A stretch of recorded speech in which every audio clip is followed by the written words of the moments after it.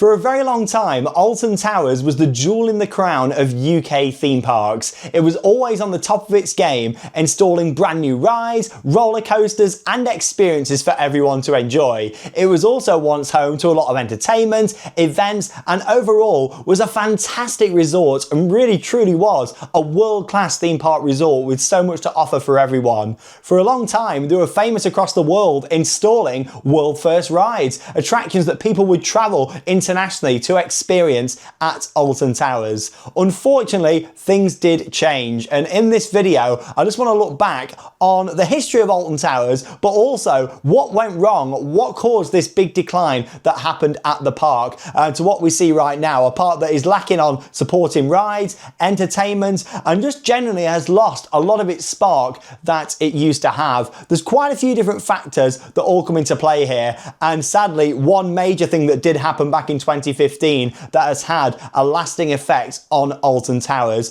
But I just want to kind of go through first a bit of history of the park and just talk about how it was built up, rides, infrastructure, accommodation, how it became effectively a travelling fun fair installed in the grounds of the beautiful gardens and towers, to then actually being one of the world's most well-known and most loved theme parks. Now also, before I get into this, I just want to say that I love Alton Towers. I always have done. I grew up living 10 minutes from the place. I visit there on a regular basis, and I've had such a connection with the park over the years. I worked there for a number of years as well. It really is somewhere that without Alton Towers, this channel probably wouldn't exist, and I'll always be thankful of the amazing times and memories that I've had at that park. But also, unfortunately, I've seen it through the lows. I've seen it through them high points, which are incredible, but when you see something that you love so much deteriorate and go through the lows, it gets really sad. And I just thought now would be the perfect time to film this video and talk a bit about everything that's happened over the years, and kind of why we're at this point now where unfortunately Alton Towers has got a bit of a bad reputation with a lot of people now. You've only got to read a lot of reviews online. We see a lot of our comments on our videos and social media posts, and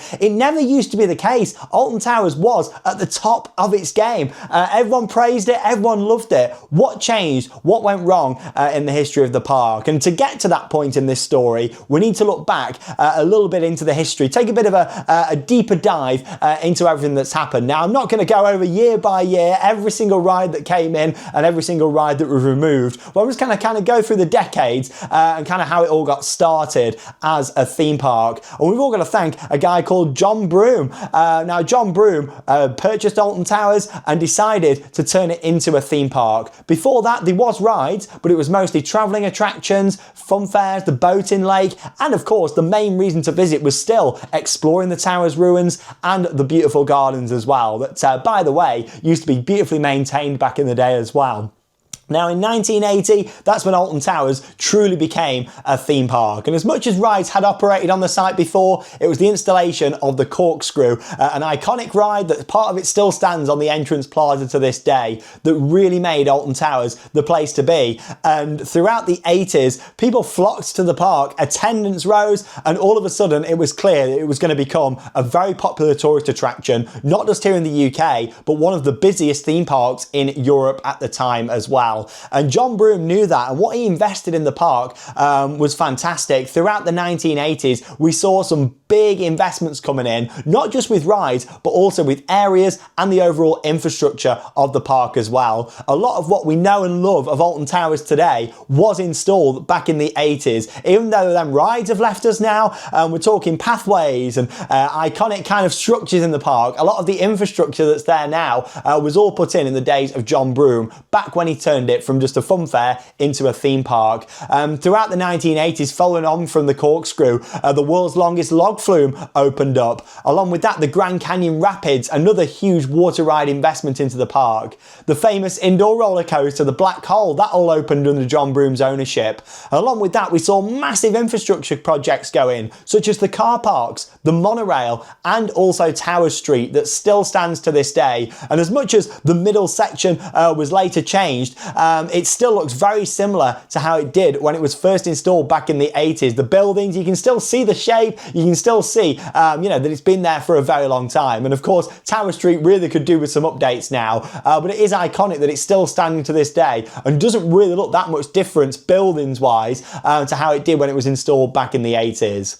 Now, of course, good things come to an end. John Broome made some wrong investments at the time, not at Alton Towers, but into the Battersea project and other different things that were ongoing. Maybe that's another video for another time if you enjoy these deep dives. But John Broome kind of lost his way, and in 1990s, the park was sold to the Two Swords Group, and this is again where we started to see a big transition of Alton Towers, because back then, it was a fantastic park, a lot of investment coming in, but it wasn't themed areas, and that's what Two Swords really wanted to do. So the major investment continued all throughout the 1990s under the Two Swords Group, and we saw some of the most iconic rides built then. Thunderlooper, Katanga Canyon and the Runaway Mine Train, the Haunted House, Toyland Tours, an incredible dark ride, along with that, Nemesis, Oblivion, and also the opening of the Alton Towers Hotel, and turning it from just a one-day theme park destination into a resort. And even though really it wasn't a term used back then, Alton Towers didn't rebrand to a resort until 2008. But still, when the Alton Towers Hotel opened in the late 90s, that was when they became a resort. You know, they had the swimming pool there, not the water park that came later, more about that shortly. But they had the swimming pool and the hotel, and they were really going somewhere. The 90s will always be the golden area in Alton Towers history, in my opinion. As much as we've got to thank John Broome for the beginnings, it's the 90s where we really started to see them changes come in. Legendary roller coaster designer John Wardley was brought in and helped with so much at Alton Towers. If it wasn't for John Wardley, then Alton Towers really wouldn't be the place that it is today. But yeah, all them big investments coming in. And we're not just talking Nemesis. You know, a lot of people always refer to Nemesis in the 90s, and it was an incredible investment. Still the best investment ever made in Alton Towers, in my opinion. But it was everything else. It was the fact that, you know, they dreamt big. The Haunted House, massive show building going in. Katanga Canyon, the Runaway Mine Train, all the themed experience that went in the 90s. It really was an incredible time for the park. And that did continue throughout the early 2000s. And along with that, it wasn't just about the rides and themed areas. It was about shows. Who remembers the ice show that used to be at Alton Towers? It was very popular. A lot of people enjoyed it for a number of years. It was Peter Rabbit on ice. And then we started to see that change into like a circus, an illusion show. I remember, I think they're in Las Vegas now or doing different shows. The Twins illusionists used to be there, and it was a big high budget show, but it got big numbers in. It would change at Halloween at Spooktacular, and it used to be awesome. It was an excellent family show. We had Webmaster for a couple of years as well that was all like tech themed, and that used to be a big highlight of the overall package of Alton Towers. You know, throughout the early 2000s we saw them changes with entertainment, but also the addition of a Halloween Spooktacular. The fireworks had ran for many, many years. They go way back into the history of Alton Towers, back when it was a habited estate. In terms of big firework displays, they continued on through the early 2000s as well, and as they do to this day, which is great to see. But also at the time, we saw more big rides go in. Air was installed, the world's first flying coaster from B&M. That was really exciting. And then, there was a bit of a 2003, there was a bit of a kind of expansion of the resort side of things again, with the opening of Splash Landings. The biggest investment still in Alton Towers history was the opening of Splash Landings Hotel, Kariba Creek Water Park, as it was called at the time. Now it is just the Alton Towers Water Park. And along with that, the Conference Centre, another huge investment that a lot of people don't really speak about, but that was all part of the history. And also the spa as well, which converted the former swimming pool at the Alton Towers Hotel into a spa area just there. And sadly, that did close a few years ago. But still, 2003, I would say, again, the resort was thriving. Year before, they just opened Air. Back-to-back investments every year in entertainment, events, the rides, and just the overall presentation. It was the presentation that was key, and also the opening hours were a lot better back then than what they are now, and I feel like that is a major part of the decline of Alton Towers, which I'll come on to in the latter part of this video.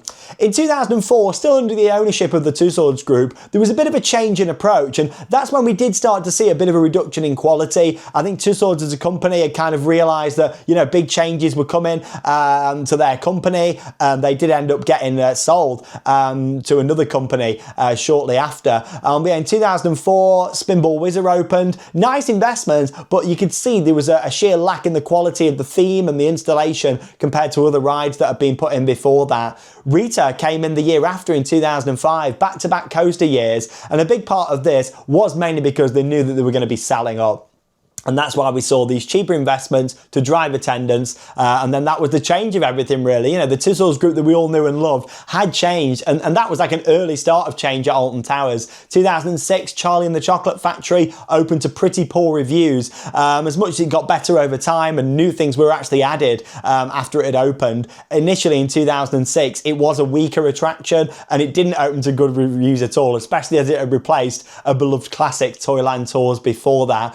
So it was like 2004 to 2006, you know, a bit of kind of iffy years for the park where there was, you know, some bad decisions made because they knew that they were going to be changing ownership probably. And the Tussauds Group were then acquired by Dubai International Capital, and that was in 2005. They only ran it for a couple of years until 2007. But yeah, during that time, that's when we had some of them weaker investments and there wasn't really as clear of a vision. I remember at the time they were changing like the maps and some of the branding and designs and going away from that kind of magical Tussauds era into this more kind of modern generic era. And I've got all the old Alton Towers maps in my collection. I regularly look back through them and think, yeah, that was an interesting time, like when they were going down this whole kind of extraordinary route. And that's why it's called Extraordinary Golf, because at the time it was like, find your extraordinary. They tried all this different stuff that at the time was like modern, but it also started to take away from that magic that Alton Towers had before, the branding of the magic and where the magic never ends and all that comes into it.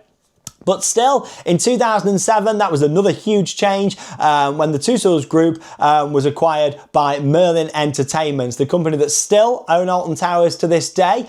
And yeah, the initial Merlin days were absolutely fantastic. I remember at the time, there was a lot of kind of talk and excitement about, oh, what this company Merlin are going to do. Obviously, we knew that Nick Varney was heading this up, and Nick had previously worked at Alton Towers in the marketing team with John Wardley at the time and coming up with the backstory and the name for Nemesis. So Nick was kind of back involved and hadn't been for years. So there was a lot of excitement. And I remember at the time thinking, yeah, this means good things. Merlin had promised a lot of things. And the first few years, they certainly delivered. You know, 2008 came in. Straight away, we saw a complete reimagining of Merry England into the pirate-themed area that still exists today, and that is Mutiny Bay. And they did a really good job with that. As much as I probably wouldn't have decided on putting a splash battle in myself with our climate in the UK, it was well-themed, it was fun, it was interactive, and, you know, it made that whole area look really good. And what they did around Mutiny Bay, bringing in another flat ride, heave-ho, Retheme Marauders Mayhem. Of course, the year after, the Sea Life Centre came in as well.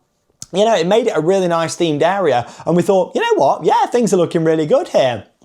2010 came along, Dark Forest opened, and we're talking like original Dark Forest here, by the way, not you know what it is now. Obviously Rita's got all that horrible scaffolding underneath. That isn't theming, that isn't there, you know, just to make it look like in matching with 13. That was added after an incident on Rita that took place where they needed to kind of block in underneath the launch track area, and yeah, that's why that was all added as like a tunnel underneath the launch cable after that incident that took place, and still that actually remains today. No permanent kind of solution was done for that because they thought, you know, it fits the theme, you know, with the scaffolding. But still, I do think like 2010 Dark Forest was a well-themed area. The Wraith statues, yes, it had a rundown feel, but that is what, you know, that's what they wanted to go for. And, you know, I do like what they did back in 2010 with that. And obviously, you know, we started to see some more quality investments coming in under Merlin at that time. Nemesis Subterra, again, it didn't open to the best reviews, but it had, you know, it was good fun and it ended up coming back. You know, who'd have thought that we'd ever see that return? But still, they invested in a dark ride, something original, not IP based as well, which was good to see. Other investments, obviously, Sharkbait Reef by Sea Life was a really good one, and Cloud Cuckoo Land, the retheme of former Cred Street. Original 2009 Cloud Cuckoo Land was a really good area and very highly detailed. So then first few years of Merlin were absolutely fantastic, and we did start to see some really good stuff come in. Then we started to see a bit of a decline in quality once again. It's weird, isn't it? The story of Alton Towers and its history is very rocky. It is literally like a roller coaster. So, you know, the new Merlin at the time were much better than the latter years of Tussauds, in my opinion. And also, we still had good opening hours, good food, you know, decent food available at the park that was actually edible and a good price anyway, unlike it is now. And, you know, that's where we started to see a bit of a decline in quality in 2013. And that was with the the opening of the Smiler. Now, as much as the Smiler in 2013 brought in a lot of people, it was a big success in its first couple of seasons, the Smiler. It brought people in. I was working at the park at the time. It had a great atmosphere. You know, in terms of the ride experience, a lot of people loved it, and people still do to this day. I enjoy the Smiler. It's a big part of the story how me and Charlotte met. If that ride had never been built, we probably would never have met and had little George and everything, you know. So for me and Charlotte, that's always a really special ride. But in terms of the quality of the overall build, it wasn't done to the highest standards. A lot of theming was cut back, and obviously I used to partially look after the archives when I worked at Alton Towers as well, and saw a lot of things in there about the Smiler and its original plans, and there was certainly a lot more detail that was going to go in. The whole Marmalizer structure was going to be very different, the queue line was going to be very different, and the station as well was fully themed on the exterior and had more planned inside as well. But unfortunately it all got cut back, and we ended up with a much reduced quality overall looking version of the Smiler. As much as the ride was great and still is, we just didn't have the full package that it was supposed to have, and that was the start of a decline in the quality from New Merlin. We had 3 or 4 years of some really good theming and stuff going in, to then, yeah, a bit of a decline there in 2013.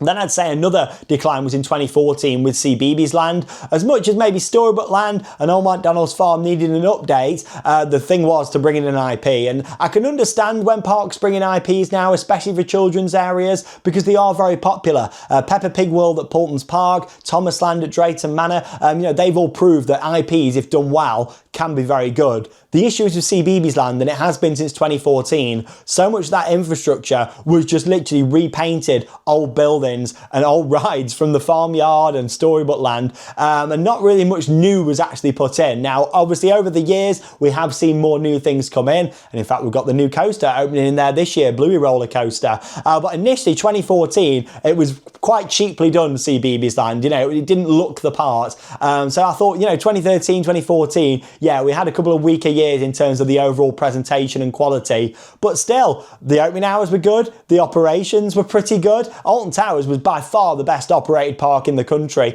if not one of the best in Europe at the time. You know, literally the dispatches are really good, always running multiple trains, single rider queues on most rides, including Nemesis. You know, times were really good, like things were great, until of course 2015 came along, and this is something that, you know, I'm not going to go into detail about. We all know what happened in 2015. It was the Smiler crash that took place, and I can't believe it's been 11 years now since that. It was a real difficult time.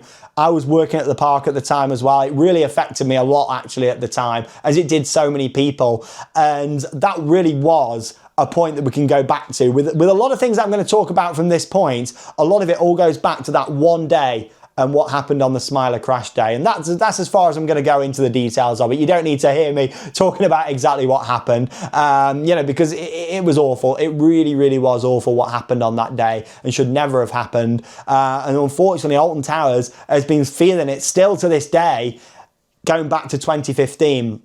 Now, obviously, at the end of the 2015 season and throughout that season, you know, from kind of June onwards, the rest of the summer, the rest of the season was really sad for Alton Towers. I never felt an atmosphere quite like it, both in the workplace and going on park as a guest. And at the end of that season, it was clear that the big changes were coming in. I'd heard that rides were going to be closing, there was going to be redundancies, cutbacks to hours, and all of that unfortunately did happen. And this is why it's had a long-term lasting effect on Alton Towers, you know, and everybody can see that it all goes back to that day in 2015. Sometimes I'll always think in my head and think, if that had never have happened, how different Alton Towers would have been, and probably Merlin as a company. It affected the whole company. You know, it really makes me think, like, what could have been if that hadn't have happened, you know, the direction that Alton Towers would have gone in. Yeah, it's awful what happened that day, it really is. And as we went into the 2016 season, you know, we'd already lost quite a few rides. Nemesis Subterra closed in the 2015 season, didn't even make it through to the end. Charlie and the Chocolate Factory, that closed, and of course was abandoned for a few years. It was literally left abandoned for a long time.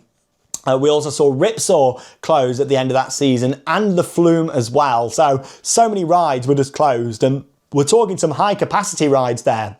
especially the Flume and Charlie and the Chocolate Factory, you know, high capacity attractions. Subterra had only been open for a few seasons and that was closed. And that carried on into 2016, which was the last operational year for the Twirling Toadstool. Along with that, Ice Age 4D in Cloud Cuckoo Land, that was done after that season. And also in 2016, we did see Hex and the driving school closed for the full season as part of a bit of a cover-up project that they did called Towers Loving Care, where basically they made it out like, you know, they were doing a lot of work behind the scenes when really it was just an operational cutback. And for me, that was a time when I knew that my future wasn't working at Alton Towers, because that was, you know, we were all told that winter what's happening the year after. And when I was told basically they're doing this cover-up project, Towers Loving Care, I was like, no, this is not for me. I can't be here anymore. And obviously at the time the channel was going really well, and that's when I took my decision to go full-time on YouTube. It all goes back to that, you know, and being told that winter, no, this is happening, this is closing, and it was never the same after that. I mean, I left working at the end of at the start, sorry, of 2018. So I stayed throughout 16, the 2017 season, and then left in January 2018, a few months before Wicker Man opened. That's when I left working there, and it was definitely the best decision at the time. And I look back now, and it was probably the best decision I've ever made in my life, because I've been able to push the channels more and do more things since, which has been amazing. And I would never have had them opportunities if it wasn't for back then. But yeah, you know, we saw all them ride closures, and that really was a downward spiral from that point, really. And because of that, 2016 and 2017 were definitely weak years for the park. It felt very flat, both working there and also from a guest experience as well. And just walking around the park just didn't feel right. It just didn't have the same atmosphere that it did pre-2015, both from working and experiencing the park as a guest, really. We'd seen them rides close, so there was areas that were just boarded off and blocked off, and that really was the start of the long-term damage, the long-term decline that ended up happening at Alton Towers. That's when we also saw the reduction in opening hours. The 4 o'clock closes started coming in from there. Other things were cut back. Close days started coming in, which were never a thing. Everybody knew, like, Alton Towers opens in March, closed in November. It's open all the way through. That's when we started seeing close days coming in. You know, what happened in 2015 just changed the park forever, and 11 years on, it's still, you know, it all goes back to that day. I still stand by it, all goes back to that day. Now, of course, 2018, I think the park realised they need to do something big. They really need to draw up some more excitement, and most importantly, visitor numbers, and get people coming back into Alton Towers. And that's what they did with the installation of, in my opinion, what was the best thing they could have done at the time, building a wooden coaster. It's funny, isn't it? All the years that, you know, everybody wanted a wooden roller coaster, and Alton Towers were like, oh no, we don't think it would go well. Merlin were like, no, we don't want to do it, because I don't think it's got the unique selling points. But when they wanted to bring people back in 2018, that's what they went for. They were like, let's do it. And I still think that's a big reason why they went for Wicker Man. They knew that people wanted a wooden coaster at Alton Towers. They thought, we need to, you know, be on the right side of the public here. We need to get people coming back in. And they built Wicker Man. And you know what? I still think Wicker stands as probably the second most important investment in Alton Towers history, because it was a success and it did bring people back in. It was themed beautifully. You look at the overall package compared to the Smiler. I know they're two completely separate rides, but if we're going off the finish, the package, look at the station, the pre-show, you know, the queue line. Wicker Man is just an amazing ride, and it was such an important part of that rebuild, building the trust with the public, because that's the thing. A lot of people lost their trust with Alton Towers, and you still hear people to this day talking about 2015 on the park and around at the Smiler. You know, people will never forget that. And yeah, like, you know, they need to build up that trust, that reputation again, which they did mostly. In 2018, yeah, that really was a turning point, the major investment to get people back.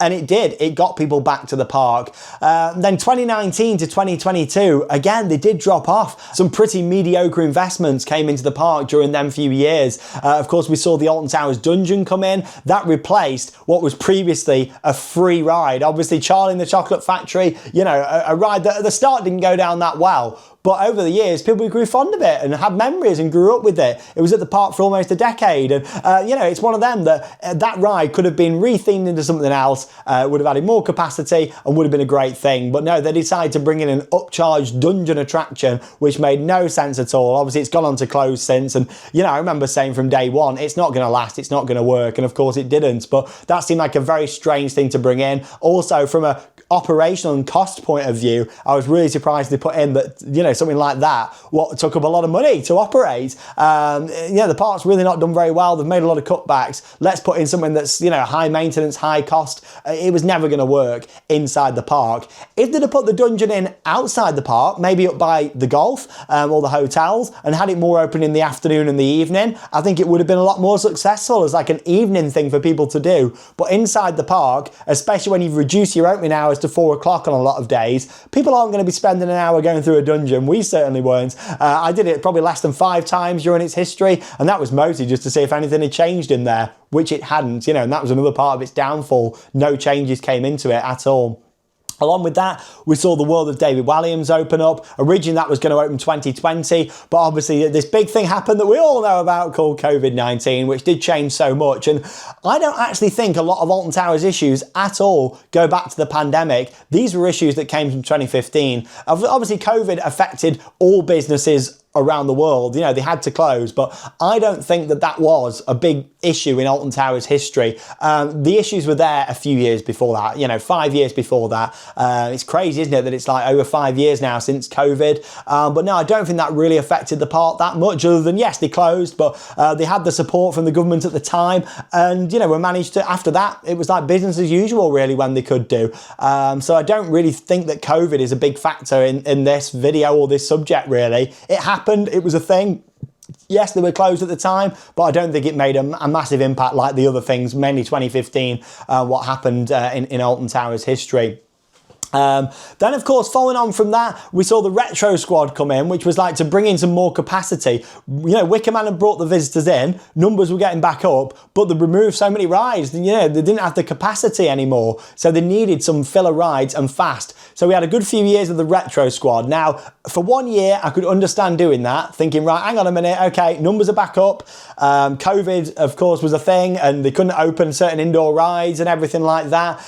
So, you know, they had to think of that and add extra capacity because of a mix between numbers were back up and also COVID, meant that we got the retro squad. Initially, great. By year 2, I was thinking, yeah, these look cheap and tacky here. We need to get these out and get permanent replacements in. Something that, you know, we've got one permanent replacement since with Toxicator, which is excellent, but really we needed some more to come in as well over the years. So in my opinion, that's also where they messed up. Every year they should have just put in a new flat ride till they had 3 or 4 new rides, new things to market, new things to bring people in, happy days for everybody, and more capacity, most importantly, for the park. But no, they didn't. And yeah, they just put in some smaller CBeebies investments, and not really a lot happened for them few years, to be honest. So yeah, the retro squad definitely outstayed its welcome. It served a purpose, and it did that well. But yeah, like they really need them permanent installations to come in. So that kind of leads us up to the past couple of years, and also where we are now. Over 10 years on, the impact of the Smiler crash in 2015, you know, it still lives on at the park. I still think that's what it all goes back to. And then since then, you know, the biggest things now, what I think have affected Alton Towers are the reduced opening hours. I think that is a major off-putting point of the park. So many people now, we know, are thinking, oh, I'm not going to go on the 4 o'clock closes, or, well, there's no point, we'll just go at the weekend. But that then reduces occupancy in the hotels, because people are thinking, well, let's not go and stay in the hotel, we may as well just go at the weekend, you know, when it's open later. So I think that's a huge factor into the kind of downfall of Alton Towers. It is the opening hours, and that is something they really need to look at. A few days ago, they just revealed the opening hours for this year, 2026. And again, we've got these 4 o'clock closes, and it's a real off-putting part of the park. I feel like if they did away with them, you know, they would see attendance rise, because so many people I know that are put off by that. Operational issues, you know, the past few years we've had some pretty poor operations. 2025 was better than 2024. That's when it hit rock bottom for me. 24, I don't know what was going on with ride availability and operations, but it was absolutely terrible. Luckily, it did get better by the end of last year. Like September and October last year, Scarefest, something miraculously happened and things were a lot better in the latter part of last season, which is great.